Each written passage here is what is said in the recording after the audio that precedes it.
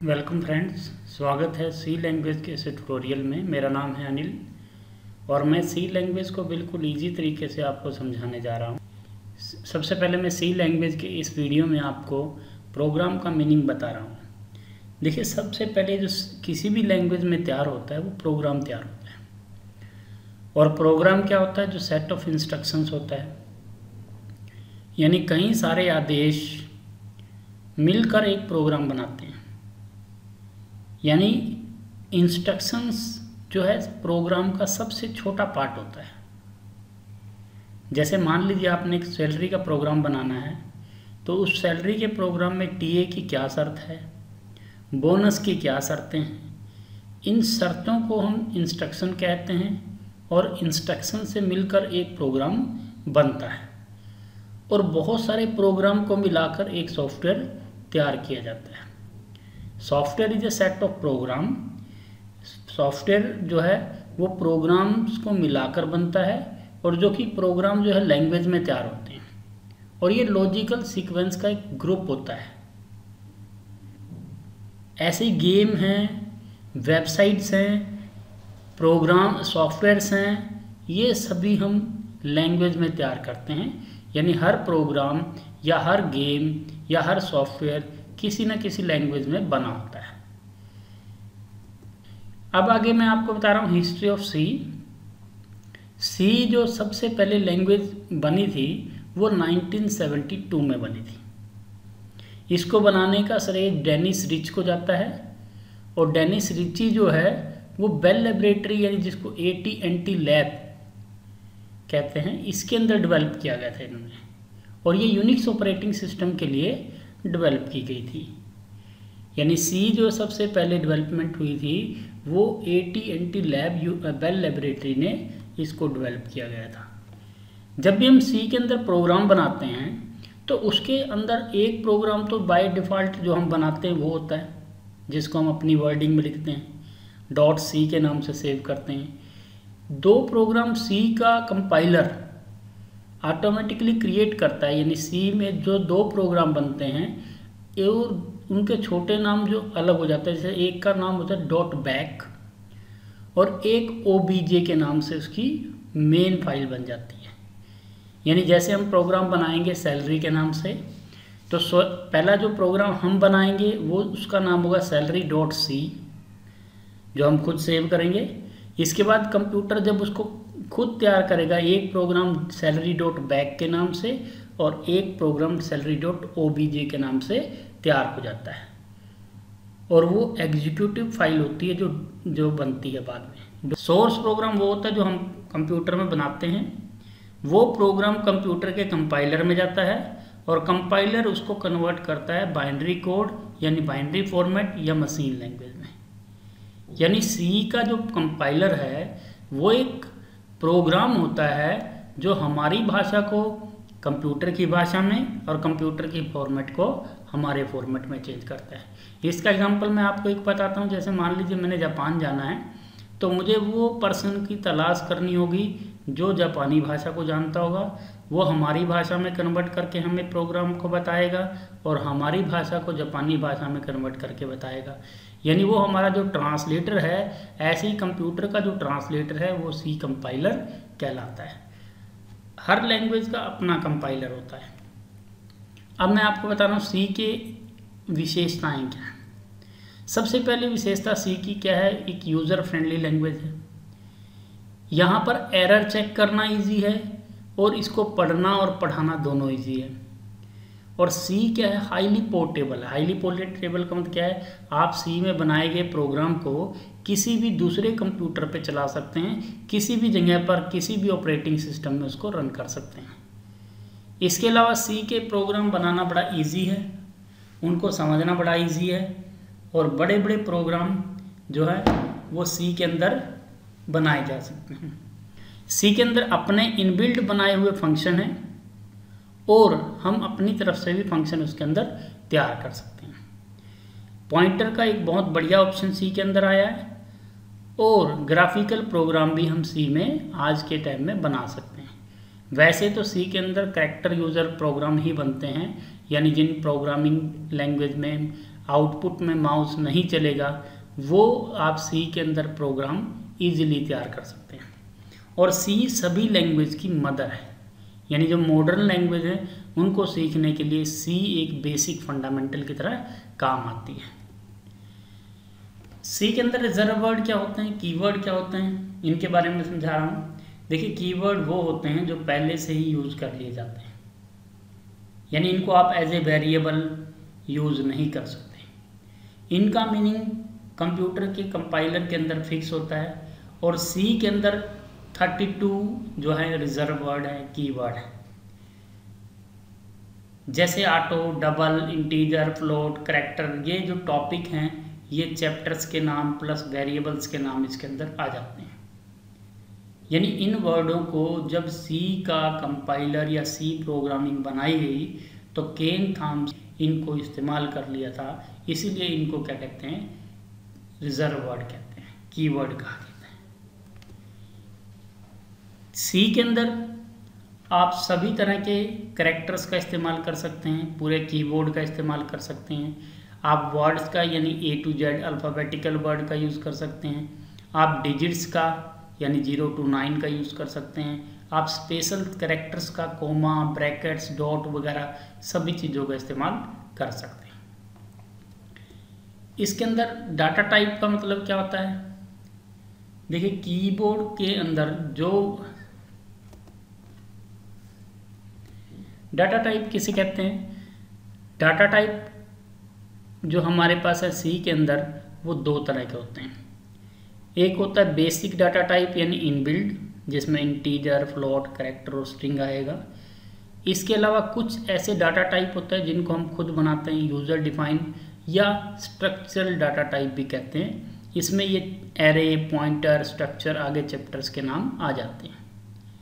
यानी सी के अंदर वो वेरिएबल्स और चैप्टर वेरिएबल्स का ग्रुप जो है वो डाटा टाइप कहलाता है। तो अगला वर्ड हमारे पास क्या है, कांस्टेंट क्या होते हैं और वेरिएबल किसे कहते हैं। कांस्टेंट क्या है, जो वर्ड फिक्स कर दिए जाते हैं। जैसे किसी प्रोग्राम में आपने फिक्स कर दिया कि बोनस हमारा 2000 रुपये है और कंपनी का मैनेजर हमारा अनिल कुमार है, तो उस वर्ड को हम कांस्टेंट कहते हैं, जैसे डिफाइन कर दिया जाता है। और वेरिएबल क्या होते हैं, जब प्रोग्राम एग्जीक्यूट होता है तो इनके अंदर जो डाटा स्टोर हुआ है वो हर बार आप नया डाटा ले सकते हैं। यानी प्रोग्राम एग्जीक्यूट करते समय जब आप वैल्यू डालेंगे, इन वेरिएबल्स के अंदर वैल्यू नहीं आ सकती है। जैसे जो वैल्यू हम स्कैन करते हैं वो हम वेरिएबल कहते हैं। अगर हम किसी वेरिएबल की वैल्यू फिक्स कर देते हैं, जैसे सैलरी इक्वल टू 5000, तो दैट इज़ कॉल्ड कांस्टेंट। और अगर हम सैलरी की वैल्यू हर बार नहीं लेना चाहते हैं, वो हमारा वर्ड वेरिएबल कहलाता है। तो टाइप ऑफ वेरिएबल या वेरिएबल का मीनिंग क्या है, अब मैं आपको ये समझाने जा रहा हूँ। देखिए वेरिएबल क्या होता है, जो वर्ड कंप्यूटर के अंदर हम लिखने जा रहे हैं, जो भी वर्ड हम कंप्यूटर में कीबोर्ड से डालेंगे या उसका रिजल्ट निकालेंगे, उसका एक स्ट्रक्चर आपको या उसका एक बताना पड़ेगा कि वो कौन सी तरह की वैल्यू रखता है। यानी वेरिएबल एक एरिया होता है, स्टोरेज एरिया, जहां हम डाटा को होल्ड करके रखते हैं। हमारे पास जो भी वेरिएबल होगा वो एक symbolical representation of the memory location होता है, यानी वो एक किस्म से मेमोरी का स्थान उसको एज्यूम कर लेता है। जैसे माना ए हमारा पहला वेरिएबल है, या नंबर 1 हमारा पहला वेरिएबल है, नंबर 2 हमारा सेकंड वेरिएबल है। तो वेरिएबल हमारे पास दो तरह के होते हैं, ग्लोबल और लोकल। जब हम डिक्लेयर करते हैं उस समय ये डिसाइड होता है। तो ग्लोबल वेरिएबल वो होता है जो प्रोग्राम मेन से भी ऊपर डिफाइन किया जाता है, और इसकी वैल्यू ग्लोबल वेरिएबल की पूरे प्रोग्राम में एक रहती है। जो मेन से भी ऊपर डिफाइन किया जाएगा, जब हम प्रोग्राम बनाएंगे तो वह इंटीजर मेन जो लिखेंगे उससे भी ऊपर जो डिफाइन किया जाता है वो हमारा ग्लोबल वेरिएबल होता है। और लोकल वेरिएबल वो होता है जब वैल्यू हम प्रोग्राम के अंदर या फंक्शन के अंदर लिखते हैं, उसको हम लोकल वेरिएबल कहते हैं। रूल क्या है वेरिएबल डिक्लेयर करने के, कि हर वेरिएबल के स्टार्टिंग में आपको कैरेक्टर वैल्यू देनी पड़ेगी। दूसरी बात क्या है, अंडरस्कोर आप लगा सकते हैं बीच में, जैसे आपने लिखा सम ऑफ टू नंबर, तो आप सम हाइफन ऑफ यानी बीच में आप स्पेशल सिंबल का यूज़ कर सकते हैं, तो सिर्फ अंडरस्कोर का यूज़ कर सकते हैं, बाकी कोई वो और स्पेशल सिंबल या ब्लैंक स्पेस अलाउड नहीं होता है। कीवर्ड अलाउड नहीं होगा। कीवर्ड जो वर्ड हैं जो मैंने आपको बताया 32 होते हैं, जैसे इंटीजर, इफ वगैरह, एल्स वगैरह, ये सभी आपके रिजर्व वर्ड हैं, कीवर्ड हैं, ये आप एज ए वेरिएबल यूज़ नहीं कर सकते। और हर वेरिएबल को जब डिक्लेयर करेंगे उसके बाद कोमा लगाया जाएगा, तब आपका अगला वेरिएबल लिखा जाएगा। ये वैलिड हैं और ये 2 वेरिएबल या 3 वेरिएबल इनवैलिड हैं, ऐसा क्यों? वैलिड वेरिएबल में देखो जैसे ACC लिखा हुआ है, सम ऑफ यानी ये अलाउड है, NO2, अगर 2 आप पहले नहीं दे सकते, जैसे इसमें दिया हुआ है आप 2 पहले नहीं दे सकते। इसके अंदर क्या प्रॉब्लम है कि कोमा या बीच में स्पेस नहीं आएगा, और इसके अंदर क्या है, ये रिजर्व वर्ड कीवर्ड है, इसीलिए ये वेरिएबल इनवैलिड है। अब वेरिएबल कितने तरह के होते हैं? देखिए वेरिएबल हमारे पास सी लैंग्वेज के अंदर 4 तरह के होते हैं। मोस्टली ये 2 हिस्सों में बटे हुए हैं, पहला नंबर वाला पार्ट, दूसरा कैरेक्टर वाला पार्ट। नंबर में 2 तरह के वेरिएबल आते हैं, इंटीजर और फ्लोट। इनके भी सब ग्रुप हैं, लेकिन मैं मेनली आपको इंटीजर और फ्लोट के बारे में समझा रहा हूँ। इंटीजर क्या होता है, वो नंबर जिसके अंदर डेसिमल नहीं होता है और इसकी आउटपुट 2 बाइट यानी 16 बिट तक आती है। यानी 16 बिट तक का मतलब क्या है, इसको आप -32,768 से +32,767 तक वैल्यू दे सकते हैं, यानी 2 की पावर 15 और 2 की पावर 15-1। और इसका जो वर्ड करेक्टर यूज़ करेंगे वो %d यूज़ करेंगे, और अगर इंटीजर को और बड़ा करना है तो उसको लॉन्ग इंटीजर कहते हैं, और उसके अंदर 4 बाइट स्टोर हो जाते हैं, और उसको हम %LD से इस्तेमाल करेंगे। फ्लोट क्या होता है, float is any number which has decimal part also. Float के अंदर 4 बाइट यानी 32 बिट आ जाते हैं, और इसकी रेंज 2,14,74,83,646 से लेके -e यही वैल्यू तक माइनस में जाएगी। और फ्लोट को हम %f से डिनोट करेंगे। अगर हम % खाली f लगाते हैं तो ये 6 डिजिट डेसिमल में आते हैं, और अगर हम इस तरह लगाएंगे %.2f, इसका मतलब 2 डेसिमल पार्ट आएंगे। अगर हम 1 लगाएंगे तो 1 डेसिमल पार्ट आएगा। इसके बाद हमारे पास आता है कैरेक्टर। कैरेक्टर भी 2 तरह के होते हैं, एक सिंगल कैरेक्टर वाला, एक मल्टीपल कैरेक्टर वाला।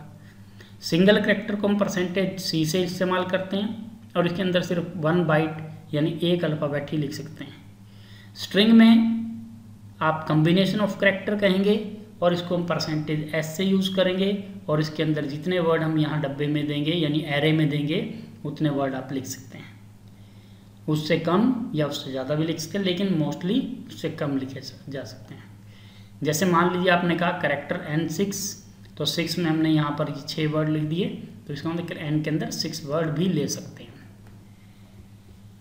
ये कुछ वर्ड हैं जिनके जो आपको मैंने अभी समझाए, इन कैरेक्टर क्या है, उसके अंदर कितने बाइट आते हैं, इंटीजर क्या है, उसके अंदर कितने बाइट आते हैं, या आपको सी में कमेंट भी लग जाते हैं। अब कमेंट का मतलब क्या होता है, कमेंट वो प्रोग्राम की लाइनें होती हैं जो प्रोग्रामर जो यानी प्रोग्राम बना रहा है वो अपने लिए यूज़ करता है उसको। यानी मान लीजिए बाद में कोई प्रॉब्लम आती है प्रोग्राम में, तो वो लाइनें हमें बताती हैं कि हमें कहाँ पर क्या मिलेगा और कहाँ पर हमने इस प्रोग्राम को, सब प्रोग्राम को बनाया है, कहाँ पर हमने कौन सी लाइन लगाई है, कौन सी लाइन इम्पोर्टेंट है। इसके लिए प्रोग्रामर कुछ विशेषताएं छोड़ता है, उन मेन सिग्नल्स को हम कमेंट कहते हैं। अब मान लीजिए बाद में प्रोग्राम ख़राब हो जाता है, तो नया स्टाफ अगर आता है तो उन लाइनों को देख के प्रोग्राम को ठीक या रिपेयर कर सकता है। कमेंट आपके नॉन एग्जीक्यूटेबल होते हैं, यानी इनको कंपाइलर नहीं देखता, और ये प्रोग्राम में जितनी बार भी चाहें यूज़ कर सकते हैं, चाहे आप 2 बार लिखें, 10 बार लिखें, 50 बार लिखें। इसके अलावा कमेंट डॉक्यूमेंटेशन का पार्ट होता है, यानी हेल्प का पार्ट होता है। यह हेल्प किसके लिए होती है? जो प्रोग्राम तैयार करता है या प्रोग्राम को रिपेयर करने वाले के लिए इस्तेमाल होती है। कमेंट दो तरह के होते हैं, एक होता है सिंगल लाइन वाला कमेंट, जिसके आगे सिंगल लाइन में ऐसे डबल स्लैश लगेंगे और वो लाइन पूरी की पूरी कमेंट बनेगी और वो प्रोग्राम का कंपाइलर उसको चेक नहीं करेगा। एक होता है मल्टीपल लाइन वाले कमेंट, यानी आपने 5 लाइनें छोड़नी है तो आप उस लाइन के स्टार्टिंग में स्लैश स्टार, फिर एंड में यहाँ पर मान लीजिए लगाना है स्लैश स्टार लगा के, ये पांचों की पांचों लाइन आपकी कमेंट बन जाएंगी। तो सिंगल लाइन कमेंट और मल्टीपल लाइन कमेंट दो तरह के कमेंट होते हैं। कुछ वर्ड ऐसे होते हैं सी के अंदर जिनसे हम नई लाइन बना सकते हैं, या बैक स्पेस यूज़ कर सकते हैं, टैब यूज़ कर सकते हैं। न्यू लाइन के अलावा कोमास, इन्वर्टेड कोमास, नल करैक्टर, क्वेश्चन मार्क, ये यूज़ कर सकते हैं। तो कुछ एग्जांपल यहाँ पर लिए हैं, जैसे आप अगर लिखते हैं print F, my name is Ram and I am from Karnal, तो अगर आप इसकी आउटपुट चाहते हैं तो सिंपल यही आउटपुट इसकी आ जाएगी। इसी तरह अगर आप लिखते हैं my name is Ram slash T, T यानी tab, I am from Karnal, तो ये टैब वर्ड आ जाएगा। अगर आप लिखते हैं my name is Ram slash n, तो नई लाइन आपका यहाँ से नई लाइन आएगी और ये आई एम फ्रॉम करनाल नई लाइन के अंतर्गत आ जाएगा।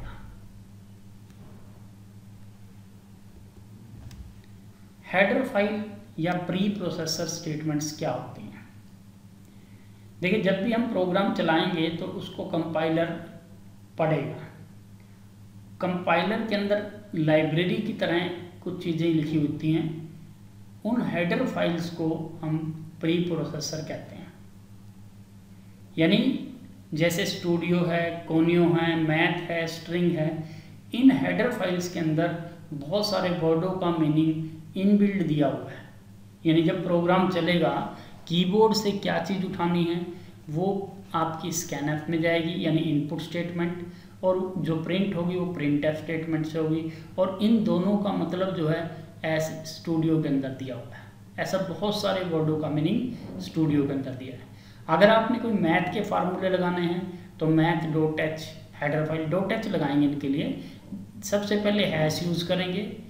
हैश यूज़ करने के बाद आप क्या करेंगे, इसमें जैसे मैं आपको दिखा रहा हूँ, यहाँ पर प्रोग्राम बनाया हुआ है, ये देखिए। सबसे पहले हैश यूज़ करेंगे, फिर इंक्लूड करेंगे स्टूडियो डॉट एच और आगे स्लैश बंद कर देंगे। ये जो डबल ब्रैकेट्स दी हुई हैं, इनका मतलब क्या है कि मेमोरी में जहाँ भी हमारी स्टूडियो फाइल लिखी हुई है वहाँ पर अपने आप जाए और वहाँ पर उसको ढूंढ लेगा। यानी ये जो ब्रैकेट हैं ग्रेटर देन और लेस देन वाले, ये इसलिए लगाए जाते हैं कि मेमोरी में चाहे आपके कर्सर कहीं भी हो, लेफ्ट में ढूंढेगा इस ये वाला कर्सर ढूंढेगा, और राइट में हेडर फाइल को ढूंढेगा तो मेमोरी से ये वाला हेडर फाइल स्लैश ढूंढेगा। तो स्टूडियो कोनियो ऐसे ही मैथ है, मैथ के अंदर logarithm, sine, theta, mathematical program solve किए गए हैं। स्ट्रिंग के अंदर जो है लेंथ निकालना, स्ट्रिंग की कॉपी करना, ऐसे बहुत सारे फार्मूले दिए हैं। कहने का मतलब क्या है, हेडर फाइल लगाने से ही आपके कुछ वर्ड जो हैं वो रन होंगे, जो आपके इंस्ट्रक्शंस हैं वो रन होंगे। डिफाइन किसे कहते हैं? जैसे कि आपने बताया, मैंने बताया अभी, हेडर फाइल वो होती हैं जो पहले से बनी होती हैं। कुछ वर्ड हम भी डिफाइन कर सकते हैं। उन वर्डों को डिफाइन करने के लिए, जैसे पाई की वैल्यू यहाँ पर फिक्स कर दी है कि 3.1415 है, पासिंग मार्क्स जो है 40 हैं, तो उन वर्डों को डिफाइन करना क्या कहलाता है? डिफाइन वर्ड कहलाता है। तो सबसे पहले हैश लगाना है, फिर आगे डिफाइन लिखना है, फिर जो वेरिएबल यूज़ करना है उसके लिए वो लेना है, फिर जो उसकी वैल्यू कांस्टेंट करनी है वो लेनी पड़ेगी। तो रूल क्या है इसका? इनके बीच में कोई स्पेस नहीं होता। दूसरा रूल क्या है? हमेशा पहली लाइन में हैश लगेगा, सेमीकोलन इसमें नहीं लगेगा, क्योंकि सेमीकोलन आप यूज़ नहीं करेंगे, स्टॉप नहीं करना उसको। इक्वल टू का साइन आप नहीं लिखेंगे, और अगर आपने वेरिएबल को लोअर लिया है तो नीचे भी लोअर लेना पड़ेगा, और अपर लिया है तो नीचे भी अपर लेना, यानी सेम आपको केस सेंसिटिव है ये, आपने जैसा ऊपर वर्ड यूज़ किया है वैसा ही नीचे यूज़ करना पड़ेगा। प्रोग्राम का स्ट्रक्चर क्या है, कैसे हम सी के अंदर प्रोग्राम बनाएंगे। देखिए सबसे पहले आप अपनी लाइन में आप अपने प्रोग्राम का नाम लिख सकते हैं। सबसे पहले लाइन प्रोग्राम का नाम लिखेंगे, फिर यहाँ पर लिंक सेक्शन में या हेडर फाइल आप ऐड करेंगे। कोई चीज़ डिफाइन करनी है वो यहाँ लिखेंगे, हेडर फाइल जैसे स्टूडियो कोनियो यहाँ लिखेंगे। इसके बाद अगर कोई वेरिएबल ग्लोबली डिफाइन करना है, ये मैं आपको फंक्शन वाले चैप्टर में बताऊंगा, तो वहाँ पर लिखेंगे। मेन प्रोग्राम यहाँ शुरू हुआ है और यहाँ पर बंद हो गया, यानी हमारा ये प्रोग्राम जो है मेन प्रोग्राम का पार्ट होगा। इसके अंदर क्या होगा, ब्रैकेट्स के अंदर पहला रूल क्या है, दो रूल है इसके अंदर। पहला रूल क्या है, हर लाइन को क्लोज करना है, जैसे आप देख रहे हैं सेमीकोलन लगाए हैं हर लाइन के बाद। दूसरी बात क्या है कि स्मॉल वर्ड आप यूज़ करेंगे रिजर्व वर्ड के लिए, और प्रिंट एफ में आप चाहे कैपिटल लिखें चाहे आप लोअर लिखें, लेकिन स्कैन एफ वेरिएबल में ना तो स्पेस आएगा लाइन में, ना तो स्कैन एफ लाइन में स्पेस आएगा, ना ही कोई बड़ा वर्ड आएगा। इसके अंदर इनपुट स्टेटमेंट होगी, उसके बाद वेरिएबल डिक्लेयर करेंगे पहली लाइन में। वेरिएबल में जितने भी आपने वैल्यू यूज़ करनी है आगे पहले वो देनी पड़ती हैं। फिर आपने जो स्टेटमेंट स्कैन करानी है, इनपुट होता है जो वैल्यू हमने कंप्यूटर में कीबोर्ड के द्वारा डालनी है। फिर प्रोसेस कराएंगे, जो आपने प्रोसेस करना है, जमा घटा मल्टीप्लाई, फिर आंसर आपका यानी आउटपुट में आएगा। ये हमारा प्रोग्राम बनाने का एक पैटर्न होगा। और अगर आपने फंक्शन तैयार करने हैं वो इसके नीचे अलग प्रोग्राम के नीचे आएंगे फंक्शंस। तो ये मैंने आपको अभी बताया, ये फंक्शन हो गया मेन। इनपुट स्टेटमेंट और आउटपुट स्टेटमेंट क्या होती है सी में। इनपुट स्टेटमेंट वो वेरिएबल लाइन होती है जहाँ से हम कंप्यूटर के अंदर कोई भी वैल्यू डालेंगे, यानी जो स्कैनएफ है वो वैल्यू कंप्यूटर में कीबोर्ड के द्वारा या माउस के द्वारा उठाने के काम आती है।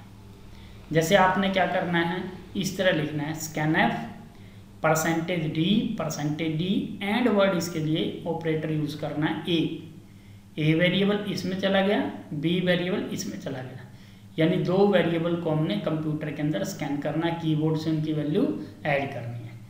और अगर हम प्रिंट करेंगे तो प्रिंट है वेरिएबल नंबर 1 और वेरिएबल नंबर 2, ऐसे इनकी वैल्यू को प्रिंट करेंगे, यानी दो वेरिएबल आउटपुट हमारी प्रिंट हो जाएगी।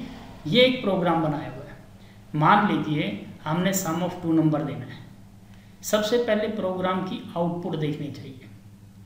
क्या आउटपुट है इसकी, देखिए 5 और 4 दो वेरिएबल हैं। ए वेरिएबल पहला ये हो गया मान लीजिए, दूसरा वेरिएबल ये हो गया। इन दोनों वेरिएबल को रीड कराना है यानी स्कैन कराना है।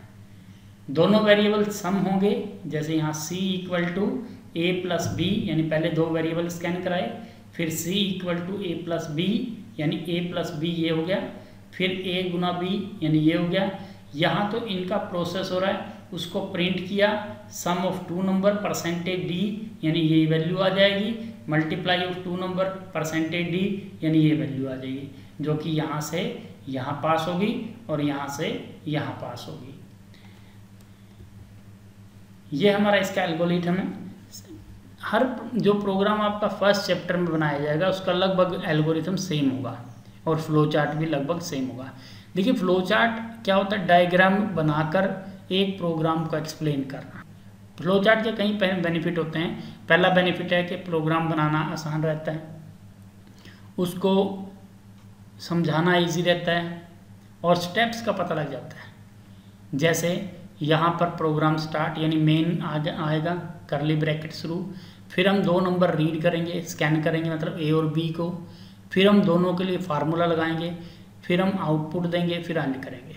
यानी स्टार्ट का और एंड का दोनों का सेम डिब्बा बनेगा सर्कल वाला। रीड नंबर और राइट यानी आउटपुट वाला, रीड और आउटपुट दोनों का सेम डिब्बा होगा, 45 डिग्री के एंगल पे ये झुके हुए होंगे। और प्रोसेस वाला ये आपका रेक्टेंगल बिल्कुल स्क्वायर होगा, यानी हम 2 नंबर को रीड करेंगे, फिर उसमें फार्मूला लगेगा, आउटपुट होगी, देन स्टॉप होगा। यही प्रोग्राम की सिस्टमेटिकल तरीके से लिख देना एल्गोरिथम कहलाती है। इसमें हम स्टेप 1 में क्या कर रहे हैं, रीड कर रहे हैं ए और बी को, फिर फार्मूला लगेगा, फिर आउटपुट आएगी सी और डी। अब ये हमारे पास है एंटर द रेडियस, इसमें हमने वैल्यू डिफाइन की हुई है। डिफाइन का मतलब किसी भी वैल्यू को फिक्स करना। जैसे हमने डिफाइन किया पाई की वैल्यू 3.14, यहाँ पर हमने इसका यूज़ किया है, यानी यहाँ आपने अपना ऑटोमेटिकली वैल्यू 3.14 लेगा इंटू आर। आर मतलब जो हम यहाँ रीड करेंगे वैल्यू वो यहाँ आएगी आर इंटू आर। इसके बाद ये वैल्यू जो एरिया निकला है ये प्रिंट होकर यहाँ पर स्टॉप हो जाएगा। अब ये हमारे पास है सिंपल इंटरेस्ट का प्रोग्राम, इसकी एल्गोरिथम भी मैं आपको बता रहा हूँ और फ्लो चार्ट भी। देखिए सबसे पहले आंसर देखिए, कोई भी प्रोग्राम बनाने के लिए सबसे पहले आंसर देखना होता है।